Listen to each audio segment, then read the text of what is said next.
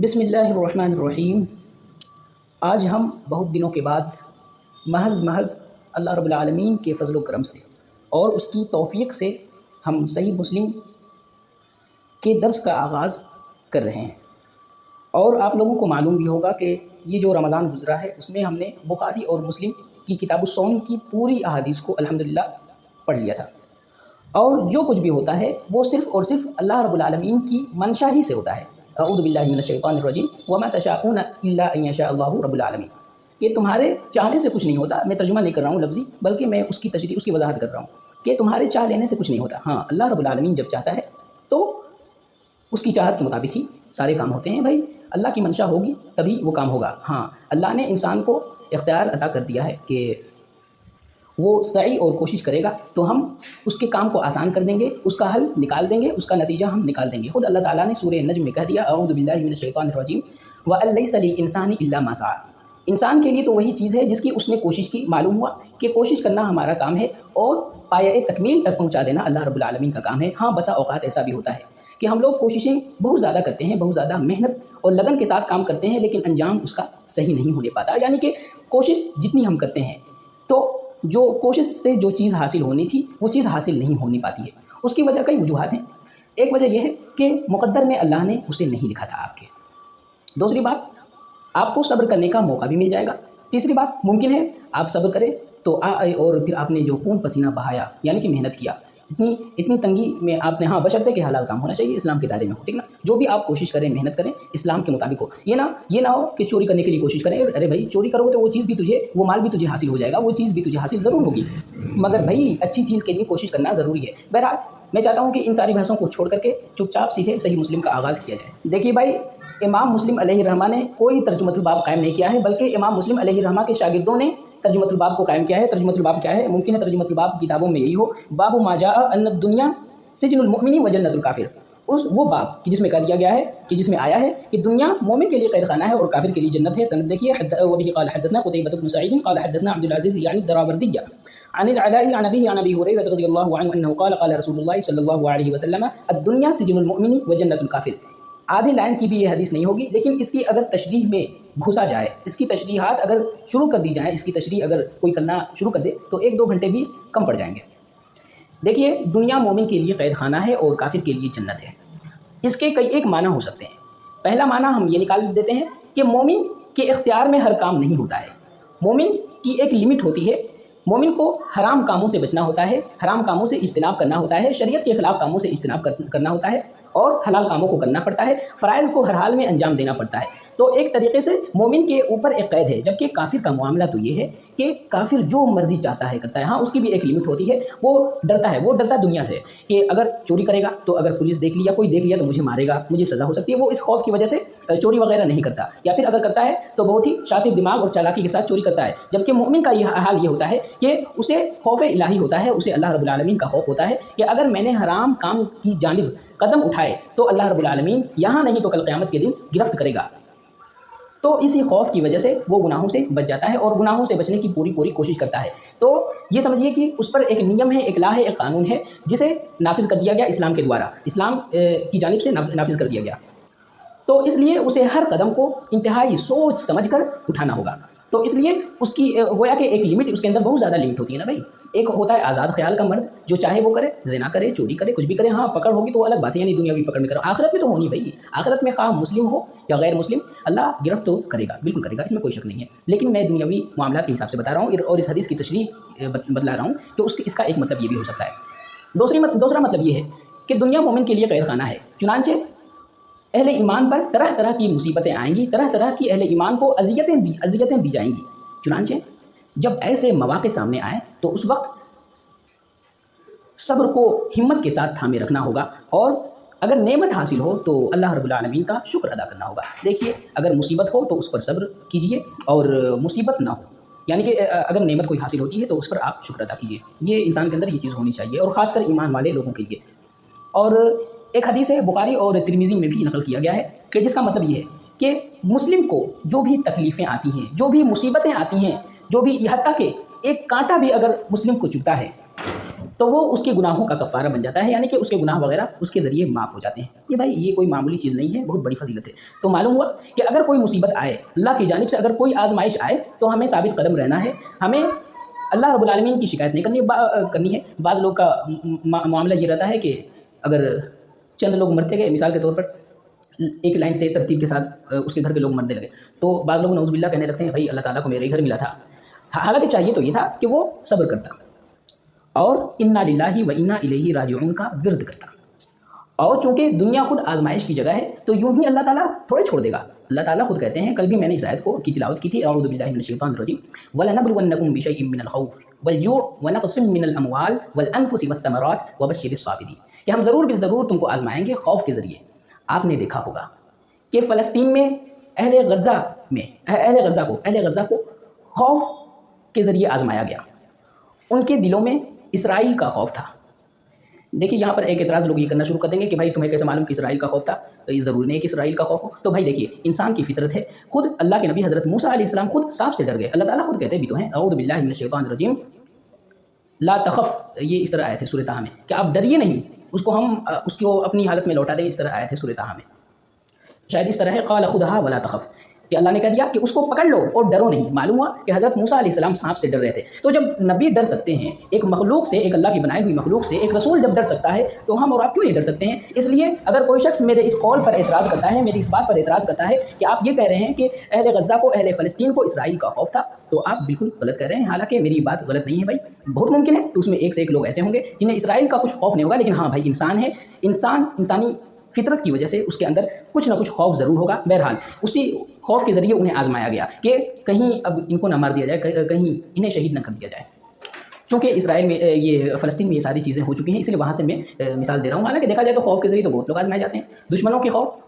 بھائی ہمیں بھی ہوتا ہے، بھائی دشمنوں کا خوف اس کے ذریعے بھی ہم آزمائے جا سکتے ہیں، اور بھی بہت سارے خوف کی بہت زیادہ قسمیں ہو سکتی ہیں، بلکہ ہیں۔ تو میں دشمن والا میں مثال لے رہا ہوں، وَلَنَبْلُوَنَّكُمْ بِشَيْءٍ مِّنَ الْخَوْفِ وَالْجُوعِ، اور بھوک کے ذریعے بھی اللہ آزمائے گا۔ آپ نے دیکھا فلسطین میں کہ جو بھی کھانے پینے کے ساز و سامان جا رہے تھے تو اسرائیل والے اس ٹرک کو روک لے رہے تھے، یہاں تک کہ حتیٰ کہ جو بھی ساز و سامان اس ٹرک کے اندر رہا کرتا تھا وہ سب سڑ گل جایا کرتا تھا، یا پھر خود اسرائیل کے لوگ لوٹ پاٹ کر لیا کرتے تھے۔ اور آپ نے بہت ساری ویڈیوز میں فلسطینی حضرات کو دیکھا ہوگا کہ وہ زمین پر گرے ہوئے اناج کو اکٹھا کر رہے ہیں اور اسے کھا رہے ہیں۔ تو یہی ہے بھوک کی آزمائش، یہ ہے کہ اللہ تعالیٰ بھوک کے ذریعے اہل فلسطین کو آزمایا کہ آیا وہ صبر کر رہے ہیں یا شکوہ و شکایت کر رہے ہیں۔ وَنَقْصٍ مِّنَ الْأَمْوَالِ، قرآن کی آیت جیسے ہے لفظ بلفظ میں ترجمہ کر رہا ہوں، الحمدللہ یاد ہے چونکہ آیت تو اس لیے میں ترجمہ کر دے رہا ہوں۔ وَنَقْصٍ مِّنَ الْأَمْوَالِ، مال کے نقص کے ذریعے بھی اللہ آزمائے گا۔ آپ نے دیکھا فلسطین میں کہ اسرائیل نے لگاتار بم برسائے، میزائلوں کو ان کے گھروں پر چھوڑ دیا، جس کی وجہ سے ان کے مال و متاع ضائع ہو گئے، برباد ہو گئے، تہس نہس ہو گئے، تباہ و برباد ہو گئے۔ یہ بھی ایک بہت بڑی آزمائش تھی۔ اس کا ایک معنی یہ میں نے نکال لیا، وَنَقْصٍ مِّنَ الْأَمْوَالِ وَالْأَنفُسِ، جانوں کے نقص سے بھی اللہ تمہیں ضرور آزمائے گا۔ اور آپ نے دیکھا کہ فلسطین میں دادا زندہ ہے، پوتے کی لاش اس کے سامنے موجود ہے، باپ زندہ ہے، 6 مہینے 2 مہینے 10 مہینے 1 سال کے بچے کا جنازہ اس کی آنکھوں کے سامنے ہے۔ ابھی بچہ پیدا نہیں ہوا، عورت پریگننٹ تھی، حاملہ تھی، لیکن اس کے باوجود بھی اس کو مار دیا گیا۔ یہی ہے جان کی آزمائش۔ ایسے جب مواقع آ جائیں تو اس وقت ہمیں صبر کو مضبوطی کے ساتھ تھام لینا ہوگا۔ وَنَقْصٍ مِّنَ الْأَمْوَالِ وَالْأَنفُسِ وَالثَّمَرَاتِ، یہ جو پھل فروٹ ہوتے ہیں نا، ان میں نقص کر کے بھی اللہ تمہیں آزمائے گا۔ اور آپ نے دیکھا اس کے بھی کئی طریقے ہو سکتے ہیں۔ مثال کے طور پر مان لیجیے کہ میرا ایک کھیت ہے، اس میں کیڑے پڑ گئے، یا پھر سخت طوفان آ گیا، یا پھر سیلاب آ گیا، جس کی وجہ سے بہر صورت جو بھی ہو کئی شکلیں ہو سکتی ہیں ثمر اور پھل وغیرہ کے میں نقص آنے کے۔ بہر صورت کسی بھی طریقے سے یہ جو میرا کھیت تھا اس میں جو پھل لگے ہوئے تھے وہ خراب ہو گئے، جس کی وجہ سے مجھے تکلیف آئی، اور اس تکلیف کی وجہ سے بھائی مجھے صبر کرنا ہوگا۔ تو ایسے بھی اللہ آزماتا ہے۔ اور آپ نے فلسطین کی ویڈیو میں دیکھا ہوگا کہ فلسطینی حضرات کے جو کھیت کھلیان تھے انہیں بھی اسرائیل نے ان پر بھی قبضہ کیا، انہیں بھی ہتھیا لیا، یا پھر جانوروں اور مویشیوں کو چھوڑ کر کے تہس نہس کر دیا۔ تو یہ بھی ایک بہت بڑی فلسطین والوں کی آزمائش تھی۔ اور آج بھی چونکہ یہ ساری چیزیں ابھی فی الحال دبی ہوئی ہیں، فی الحال دوسرے سب ٹاپک چل رہے ہیں، تو اس وجہ سے شاید فلسطین کی ویڈیوز وغیرہ بہت کم آ رہی ہیں، بہت کم، کیونکہ فوکس فی الحال سب کا ایپسٹین فائل پر ہے۔ اور بھی بہت ساری چیزیں، یہ تیل گیس سب ہوا ہے، ایران امریکہ والا یہ سب جو جنگ ہوا تھا، ایران اسرائیل والا، سارے فوکس اسی پر ہیں۔ حالانکہ ضروری نہیں ہے کہ فلسطین پر آج حملہ نہ ہوتا ہو، بالکل ہوتا ہوگا، ضرور ہوتا ہوگا، کیونکہ اسرائیل ایک ایسی قوم ہے جو کبھی ماننے والی نہیں ہے۔ اللہ جانے کبھی لوگ مانیں گے کب نہیں مانیں گے۔ حالانکہ بہت سارے یہودی لوگ بھی اسرائیل کا ویرودھ کر رہے ہیں، اسرائیل کے خلاف ہیں۔ بہت سارے یہودی آپ کو ملیں گے امریکہ وغیرہ میں جو اسرائیل کے خلاف ہیں، اسرائیل کا جھنڈا بھی آپ کو شاید کہ چلاتے ہوئے، یہاں تک کہ وہاں کا جو لیڈر ہے نیتن یاہو، اس کے خلاف بھی لوگوں نے وہ کیا نام ہے ریلیاں نکالی ہیں، جلوس نکالے ہیں۔ مگر افسوس کے ساتھ یہ کہنا پڑ رہا ہے کہ ہمارے ہند کا ماحول یہ ہے کہ اسرائیل کے اتنے نرسنہار کے بعد، اسرائیل کے اتنے قتل و غارت گری کے باوجود بھی ہندوستان کا ایک سماج ایسا ہے جو اسرائیل کا پورا پورا کھل کر سمرتھن کرتا ہے۔ اس کی وجہ صرف یہی ہے، وہ وجہ یہ ہے کہ وہاں کے لوگ مسلمان ہیں، فلسطینی مظلوم مسلم ہیں۔ اگر یہی غیر مسلم ہوتے تو یہ لوگ دکھ جتاتے۔ اور بھائی ہمارا وزیر اعظم تو کہہ بھی گیا کہ مدر لینڈ انڈیا ہے اور فادر لینڈ اسرائیل ہے۔ خیر ان ساری چیزوں پر بحث نہ کرنا ہی بہتر ہے، کیونکہ وہ موضوع نہیں ہے اور میرا کوئی یہ خاص موضوع بھی نہیں ہے، چونکہ یہ درس حدیث ہے تو یہاں پر ادھر ادھر کی بات نہ کرنا ہی زیادہ بہتر ہے۔ تو بہرحال پھلوں کے ذریعے، پھلوں میں نقص پیدا کر کے بھی اللہ رب العالمین آزما سکتا ہے، بلکہ ضرور بھی ضرور آزمائے گا۔ اور جب آیت نازل ہوئی تو بھائی آزما بھی لیا اللہ تعالیٰ نے۔ وثمرات وبشر الصابرین، جب آزمائشیں آنے لگتی ہیں تو انسان کا کام کیا ہونا چاہیے؟ اللہ تعالیٰ نے وبشر الصابرین کے الفاظ کے ذریعے بتلا دیا کہ صبر والوں کو آپ بشارت سنا دیجیے۔ معلوم ہوا کہ ایسے مواقع جب سامنے آنے لگے، ایسے مواقع جب پیش آئیں تو ہمیں صبر کے دامن کو تھام لینا چاہیے، اور ہمیں کیا کہنا ہے؟ الذین اذا اصاب اعوذ باللہ من الشیطان الرجیم الذین اذا اصابتهم مصیبہ، جب ان لوگوں پر کوئی مصیبت واقع ہو جاتی ہے تو کیا کہتے ہیں؟ وہ لوگ کہتے ہیں انا للہ و انا الیہ راجعون۔ دیکھیں یہ کچھ لفظ زائد جو ہیں وہ ترجمہ میں آپ شامل نہ کیجیے گا، مغالطے میں نہ پڑیے گا کہ میں لفظ بہ لفظ ترجمہ کر رہا ہوں، لفظ بہ لفظ بھی قرآن کی آیت کا ترجمہ کر رہا ہوں، مگر کہیں کہیں اپنے سے ملاد دے رہا ہوں، جیسا کہ میں نے سوال یہ جملہ اس میں ایڈ کر دیا تھا ابھی کہ لوگ کیا کریں گے، اس طرح کر کے کچھ میں نے لفظ کہا تھا، تو اس لیے مغالطے میں نہ پڑیے گا۔ اور میں قرآن و حدیث کے معاملے میں بہت زیادہ محتاط رہتا ہوں اللہ کے فضل و کرم سے۔ میں نہیں چاہتا ہوں کہ قرآن و حدیث میں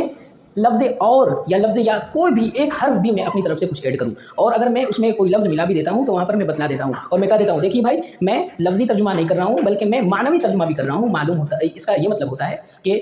اس میں ترجمہ تو کر رہا ہوں لیکن اپنی طرف سے بھی کچھ ترجمہ ایڈ کر رہا ہوں، لیکن ہاں اپنی طرف سے اگر میں ترجمہ ایڈ کرتا ہوں تو اس کا کوئی نقصان نہیں ہوتا ہے۔ کبھی کبھی ایسا ہوتا ہے چونکہ عربی اور اردو زبان میں بہت زیادہ فرق ہے، کہیں کہیں ایسا ہوتا ہے کہ آپ لفظ اور کو نہیں لائیں گے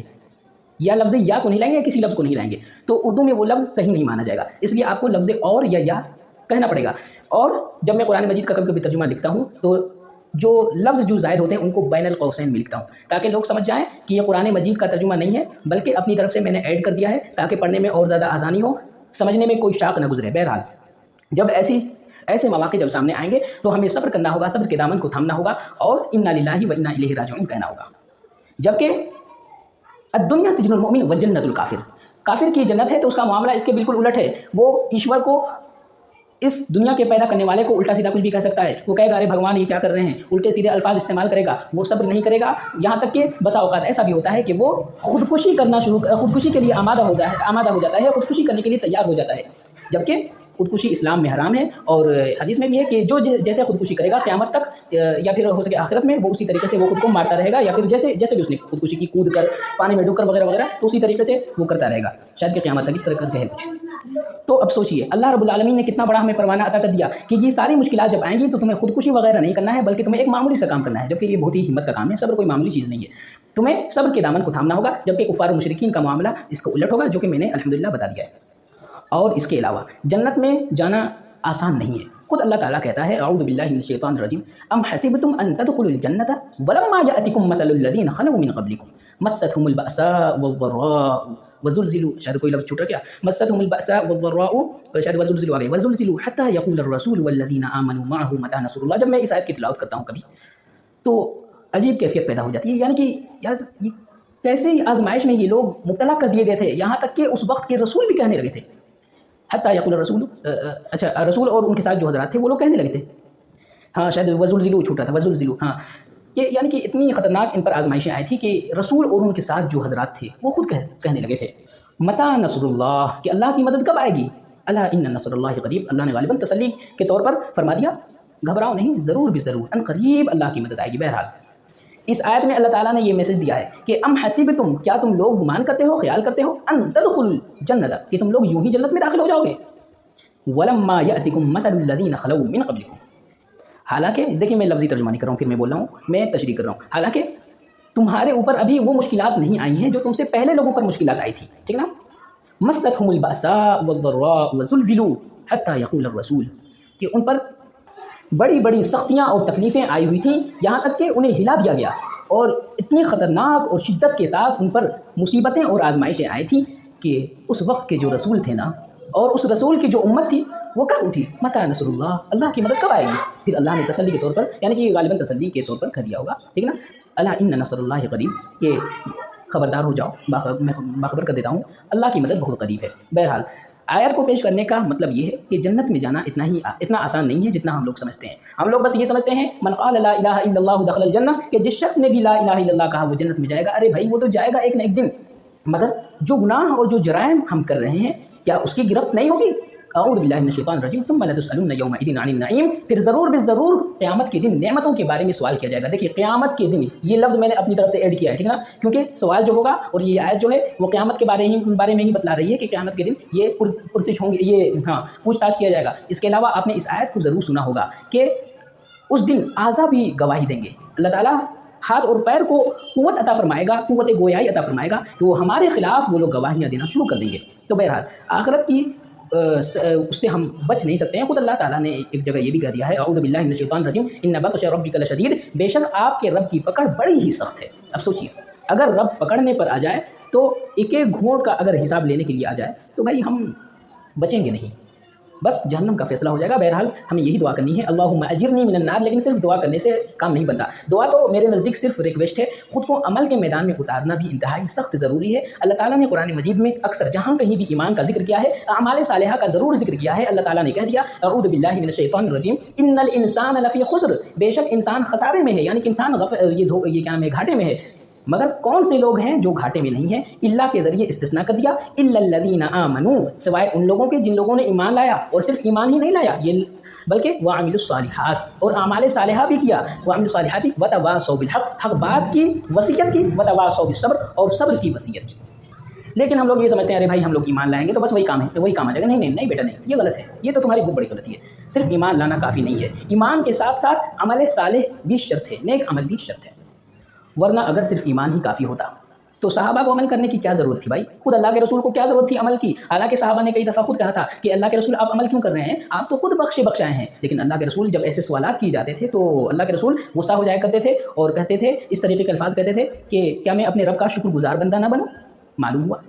کہ جب اللہ کے رسول بخشائے ہیں اس کے باوجود بھی عبادات میں سب سے آگے چل رہے ہیں۔ آپ نے دیکھا ہم لوگوں نے رمضان میں کتاب الصوم کی احادیث کو پڑھا تو اس میں ہم لوگوں نے پڑھا کہ اللہ کے رسول لگاتار صوم وصال رکھا کرتے تھے، حتیٰ کہ صحابہ بھی صوم وصال رکھنا شروع کر دیے تھے، یعنی کہ لگاتار روزے بغیر افطار اور بغیر سحری کے روزے رکھنا، یعنی کہ آج میں نے سحری کھائی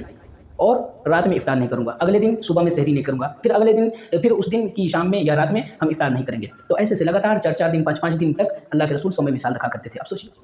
اللہ کے رسول بخشائے ہیں، اس کے باوجود بھی اللہ کے رسول کا معاملہ ہی عجب تھا۔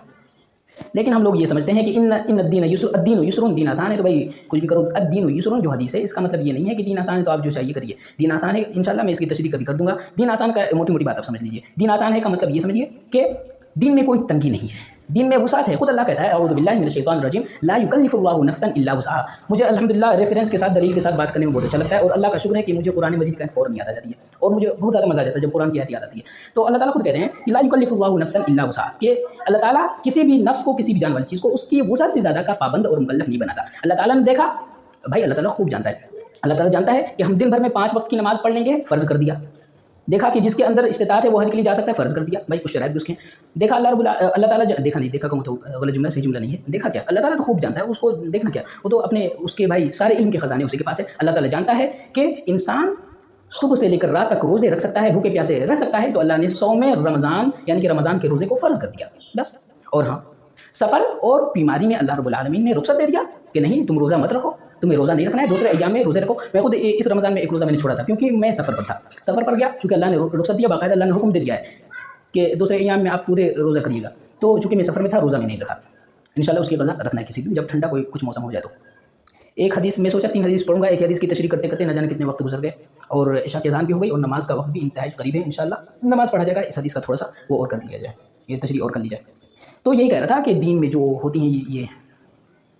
دین میں جو آسانی ہے، تو ایک طریقے سے یہ سمجھیے کہ پانی، اگر دیکھیے نماز پڑھنے سے پہلے وضو فرض ہے، اور وضو پانی سے ہوتا ہے، اگر پانی نہ ملے تو ہمیں تیمم پاک مٹی سے کرنا ہوگا۔ تو الدین یسر، دین آسان ہے کا مطلب یہی ہے۔ ہمارے اندر اتنی سکت نہیں ہے کہ ہم کھڑے ہو کر کے نماز پڑھیں۔ اللہ کے رسول نے ہمیں اختیار دے دیا اور کہہ دیا کہ اگر تم کھڑے ہو کر نماز نہیں پڑھ سکتے ہو تو بیٹھ کر پڑھو، بیٹھ کر نہیں پڑھ سکتے ہو پوری آپ کو وہ چیز مل جائے گی، ایسے پڑھو، ایسے نہیں تو ایسے پڑھو، ایسے نہیں تو ایسے پڑھو۔ تو دین آسان ہے کا مطلب یہ ہے، نہ کہ ہم جو سمجھیں وہ ہے۔ بسم الله الرحمن الرحيم. باب ما جاء أن الدنيا سجن المؤمن وجنة الكافر. وبه قال حدثنا قتيبة بن سعيد قال حدثنا عبد العزيز عن الدراوردي عن العلاء عن أبي هريرة رضي الله عنه أنه قال قال النبي صلى الله عليه وسلم الدنيا سجن المؤمن وجنة الكافر.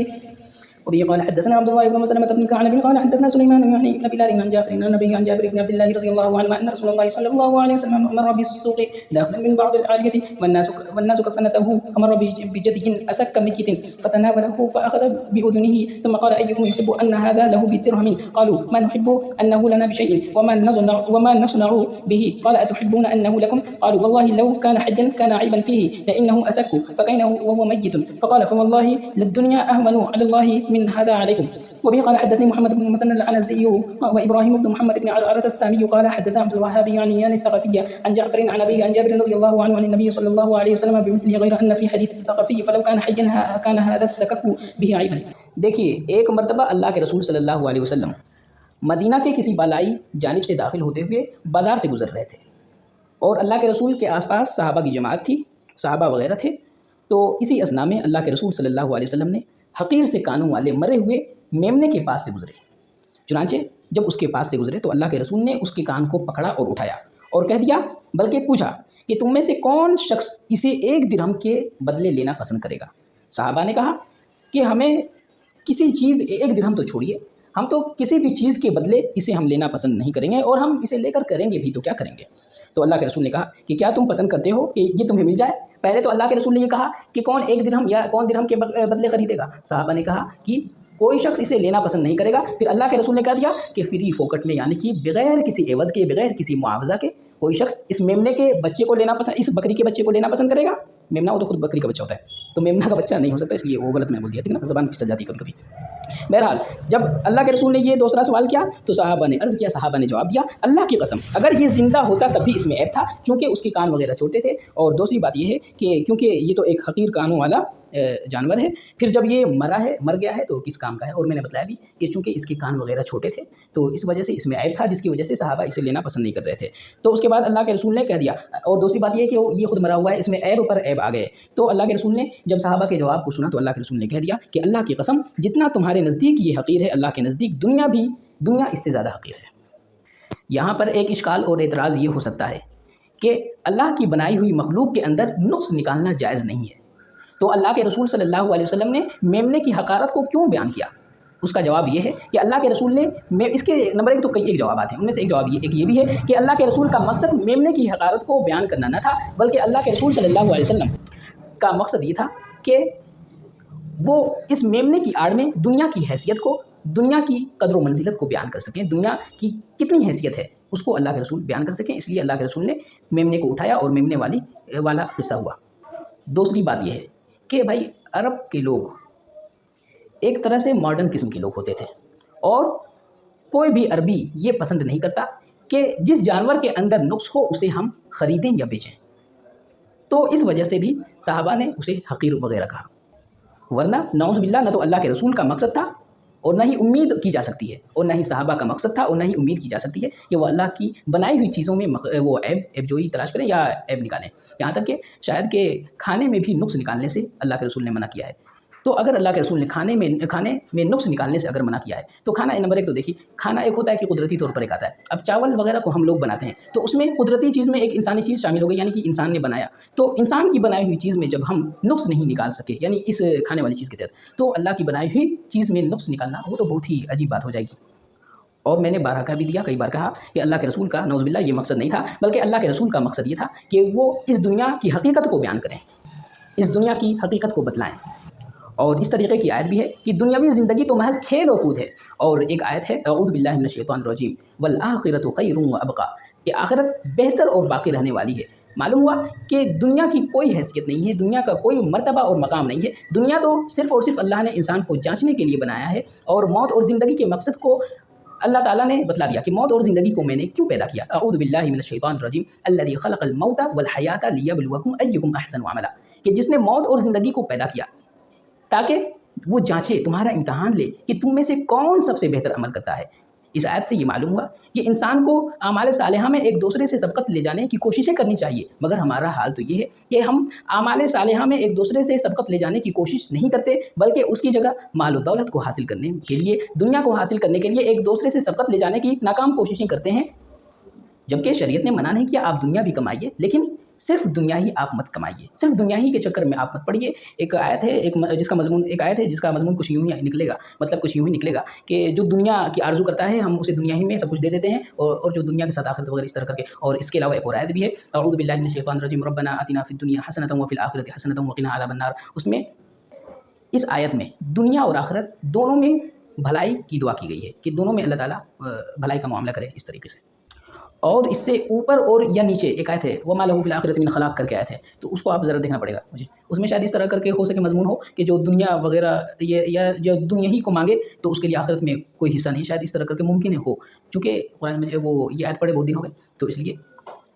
مجھے یاد نہیں آ رہی ہے، قرآن مجید کی آیت بھلا دی گئی۔ اور ہاں دیکھیے قرآن مجید دیکھیے اللہ کے رسول نے منع کیا ہے کہ تم میں سے کوئی بھی شخص یہ نہ کہے کہ میں قرآن مجید کی فلاں آیت بھول گیا، بلکہ یہ کہہ دے کہ فلاں آیت بھلا دی گئی، ٹھیک ہے نا، کیونکہ قرآن مجید کی آیت کوئی بھولتا نہیں بلکہ بھلوا دیا جاتا ہے۔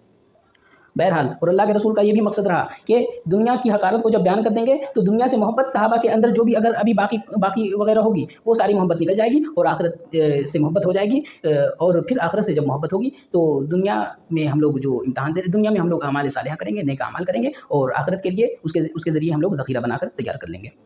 جبکہ ہمارا معاملہ اس کے الٹا ہے، ہم لوگ نیکی میں ایک دوسرے سے آگے بڑھنے کی کوشش نہیں کرتے ہیں، بلکہ دنیا کو اکٹھا کرنے کے لیے آخرت کی کوشش کرتے ہیں۔ اور میں نے بتلا دیا کہ حلال کمانے کی اسلام میں ہمارے شریعت مطہرہ میں ترغیب دی گئی ہے۔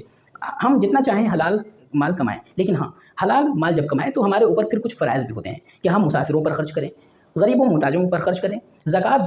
جو ہر حال میں فرض ہے، اور جتنا مال زکوٰۃ میں نکل رہا ہے تو وہ جتنا فرض کیا گیا ہے زکوٰۃ ہماری حیثیت کے مطابق وہ ہر حال میں ادا کریں، اور اپنے ہاتھ کو اتنا زیادہ کھلا ہوا نہ چھوڑ دیں کہ سب کچھ دے ڈالیں، حتیٰ کہ ہم محتاج ہو جائیں اور دوسروں سے مانگنا شروع کر دیں کہ میرے پاس پیسہ نہیں ہے میں نے خرچ کر دیا، اور نہیں اتنا اپنے ہاتھ کو تنگ کر لیں کہ خود پر بھی خرچ نہ کریں، بلکہ خود پر بھی کیجیے اور دوسروں پر بھی خرچ کیجیے، لیکن ایک لمٹ ہے، نہ کم نہ زیادہ، آپ پیسہ بچا کر بھی رکھیے، پیسہ خرچ بھی کریے، یعنی کہ میانہ روی اختیار کیجیے، لیکن صرف مال کی تما میں، مال کی حرص میں رہنا انتہائی بے غیرتی ہے اور انتہائی خبیثانہ عمل ہے۔ چلیں ایک آیت یاد آ رہی تھی، انشاءاللہ اگلی حدیث میں اسے میں پڑھ دوں گا، مال ہی کے سلسلے میں تھی۔ وبه قال حدثنا هتاب بن خالد قال حدثنا همام قال حدثنا قتادة عن مطرف عن ابيه رضي الله عنه انه قال اتيت النبي صلى الله عليه وسلم وهو يقرأ اعوذ بالله من الشيطان الرجيم الهاكم التكاثر قال يقول ابن ادم مالي قال وهل لك يا ابن ادم من مالك إلا ما أكلت فأفنيت أو لبست فأبليت أو تصدقت فأمضيت. وبه قال حدثنا محمد بن المثنى وابن بشار قال حدثنا محمد بن جعفر قال حدثنا شعبة وقال جميعا قال حدثنا ابن أبي عدي عن سعيد حدثنا ابن المثنى قال حدثنا معاذ بن هشام قال حدثنا أبي كلهم عن قتادة عن مطرف عن النبي رضي الله عنه أنه قال انتهيت إلى النبي صلى الله عليه وسلم فذكر بمثل حديث همام.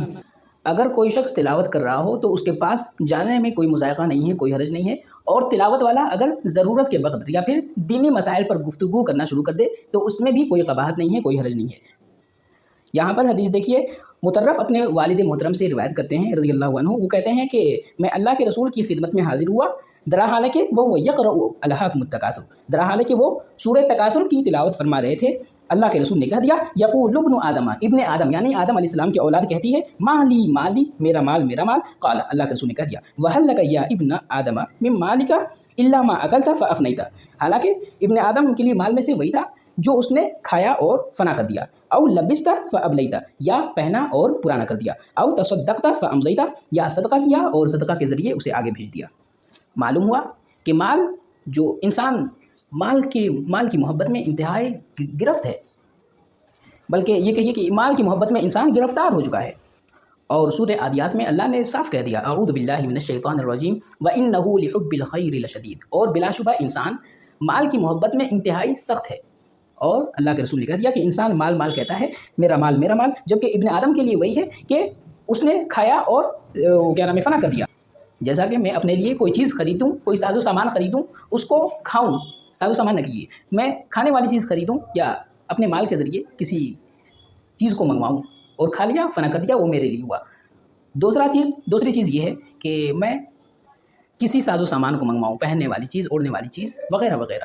اس کو میں مال کے ذریعے منگواؤں اور پہن کر کے بوسیدہ کر دوں، تو وہ میرے لیے تھا۔ اور تیسرا یہ کہ میں اللہ کے راستے میں اللہ کی رضا کی خاطر میں نے مال کو صدقہ کیا، مال کو خرچ کیا، تو وہ میرے لیے آخرت کے لیے ذخیرہ بن گیا۔ اس کے علاوہ جو بھی مال میرا بچا ہوا ہے وہ میرے لیے نہیں ہے، بلکہ میں نے چھوڑا ہے اپنے مال کو، تو وہ اس شخص کے لیے ہے جو اس کا وارث بنے گا۔ تو جب اتنی محدود چیز کے لیے یہ ایک مال ہے تو ہم مال کیوں کریں؟ اور مجھے حیرت بھی ہوتی ہے خاص کر بخیل لوگوں پر کہ وہ لوگ مال کو اکٹھا کرتے جا رہے ہیں 1 لاکھ 2 لاکھ 5 لاکھ 10 لاکھ۔ ارے بھائی، جو خود کے لیے جو تم خرچ کرو گے، خود پر جو خرچ کرو گے، یا خود کے لیے جو خرچ کرو، خود کے لیے میں یہ آ گیا کہ میں نے اپنے لیے یعنی کہ میں نے آخرت کے لیے میں نے وہ کر لیا، کچھ خرچ کر لیا، تو بھائی اس کا سمجھ میں آتا ہے۔ لیکن جو مال ہم چھوڑیں گے وہ میرے کسی کام کا نہیں ہوگا، تو پھر آخر مال سے اتنی چاہت، مال سے اتنی محبت کیوں ہے؟ ہاں، آپ مال کو اکٹھا ضرور کیجئے، مگر ایک لمٹ میں، شریعت کے دائرے میں رہ کر اکٹھا کیجئے، تاکہ آنے والی زندگی میں اور آپ کی آل اولاد میں وہ چیز جاری رہے۔ اور آپ نے دیکھا بھی ہوگا کہ اللہ کے خاص بندے حضرت خضر علیہ السلام نے اس دیوار کو اسیر نو تعمیر کر دیا یا کھڑا کر دیا، جس دیوار کے نیچے یتیم کے باپ کا مال تھا۔ معلوم ہوا کہ ان لوگوں نے ضرور اکٹھا کیا ہوگا مال، تبھی تو بچا تھا، یا پھر اور بھی بہت ساری شکل و صورت ہو سکتی ہیں۔ بہرحال کہنے کا مقصد اور مطلب یہ ہے کہ مال کی حرص بہت زیادہ اپنے اندر نہیں رکھنی چاہیے، اور دنیا سے محبت حد سے زیادہ نہیں ہونی چاہیے۔ جو بھی کام ہم کریں ایک لمٹ میں رہ کر کے کریں، اسلام کے دائرے کے مطابق ہر کام کو، ہر عمل کو ہم انجام دیں۔ اور میں نے کئی بار کہا کہ مال کمانا کوئی برا نہیں ہے، حلال طریقے سے مال کمانے کی ترغیب دی گئی ہے۔ آپ مال اکٹھا کیجئے، مگر بخیل نہ بنیے، آپ سخی بنیے، اور اتنے زیادہ سخی بھی نہ بنیے کہ سب کچھ دے ڈالیے اور خود آپ بھکاری بن جائیں، خود آپ دوسروں کے سامنے تنگدستی والا ہاتھ پھیلانے کے لیے مجبور ہو جائیں، بلکہ آپ میانہ رویہ اختیار کیجئے، اور جو محتاج حضرات ہیں انہیں لمٹ میں رہتے ہوئے شریعت کے مطابق دیتے رہیں، اور دل میں ذرہ برابر بھی ریاکاری نہیں ہونی چاہیے۔ اور آپ نے یہ حدیث بھی ضرور سنی ہوگی کہ اللہ تعالیٰ کل قیامت کے دن 8 لوگوں کو اپنے عرش کے سائے میں جگہ دے گا۔ بخاری کی جو حدیث ہے اس میں تو 7 لوگوں کا ذکر ہے، مگر صحیح مسلم میں ایک حدیث ہے جس میں ایک اور شخص کا ذکر ہے کہ اسے بھی اللہ تعالیٰ اس میں اپنے عرش کے سائے میں رکھے گا، تو کل ملا کر 8 ہو گئے۔ اگر اور بھی احادیث مل جاتی ہیں تو اور نمبر میں اضافہ ہوتا چلا جائے گا۔ صحیح مسلم میں یہ ہے کہ اس شخص کو بھی اللہ تعالیٰ عرش کے سائے میں جگہ دے گا جو کسی قرض دار کو مہلت دے دے یا اس کے قرضے کو معاف فرما دے، ٹھیک نا؟ یا والا جو لفظ میں نے استعمال کیا ہے یہ شکیہ نہیں ہے، وہ حدیث میں خود ہے، یا تو قرضہ معاف کر دیا یا پھر دوسری صورت تاریخ میں اضافہ کر دیا، یعنی کہ متعین وقت تھا ایک کہ آپ 14 تاریخ کو میرے قرضے کو واپس کر دیجیے گا، ادا کر دیجیے گا، لیکن 14 تاریخ ہوئی، بیچارے کے پاس اتنی استطاعت نہیں تھی اور انتظام نہیں ہو پایا، تو اس لیے اسے مہلت دے دی گئی، کہہ دیا گیا چلو بھائی جب تیرے پاس استطاعت ہو جائے گی تب تم قرضے کو ادا کر لینا۔ تو بہرحال میں یہ کہہ رہا ہوں کہ اللہ کے رسول نے 7 لوگوں میں سے ایسے شخص کا بھی ذکر کیا جو چھپ کر صدقہ وغیرہ کرتا ہے۔ تو اس لیے اگر ہم صدقہ و خیرات کریں یا کوئی بھی عمل انجام دیں، کوئی بھی نیک عمل کو انجام دیں، تو ریاکاری ہرگز نہ ہو۔ اور ہاں، قرآن مجید میں دونوں ذکر ہیں کہ اعلانیہ طور پر بھی آپ خرچ کیجئے، صدقہ و خیرات کیجئے، اور چھپ کر بھی صدقہ کیجئے، دونوں میں کوئی قباحت نہیں ہے، اللہ تعالیٰ نے رخصت عطا کی ہے۔ مگر ہاں، سارا کھیل، سارا سسٹم نیت ہی کا ہے، نیت جیسی ہوگی ویسا ہی آپ کو اجر ملے گا۔ نیت میں خلوص ہوگا اور ریاکاری نہیں ہوگی تو آپ کو اجر و ثواب ملے گا، اور اگر نیت میں کھوٹ ہوگا، نیت میں خلوص نہیں ہوگا اور خاص کر ریاکاری ہوگی تو آپ کو ثواب کی جگہ گناہ بھی ملے گا، اور کل قیامت کے دن پکڑ بھی ہوگی، اور آپ کا مال ایک طریقے سے ضائع بھی ہوگا، گرچہ اس کی آپ نے مدد کی مال دے کر کے، مگر وہ آپ کا مال ضائع ہو گیا کیونکہ آپ کو ثواب ملا ہی نہیں، کیونکہ آپ کی نیت ریاکاری کی تھی، اور ریاکاری کو اللہ کے رسول صلی اللہ علیہ وسلم نے چھوٹا شرک بتلایا ہے۔ بہرحال اب بس کرتے ہیں، 3 حدیث ہوئی، اب دیکھیں اب کب حدیث ہم لوگ پڑھتے ہیں، اور کوئی ضروری نہیں ہے کہ اور نہ تو میں وقت متعین کروں گا کہ کب پڑھنا ہے آئندہ کل، یا لگاتار پڑھنا ہے یا نہیں پڑھنا ہے، اور کتنی حدیث پڑھنا ہے کوئی متعین اور فکس نہیں ہوگا، جب دل کرے گا انشاءاللہ ہم پڑھ دیں گے۔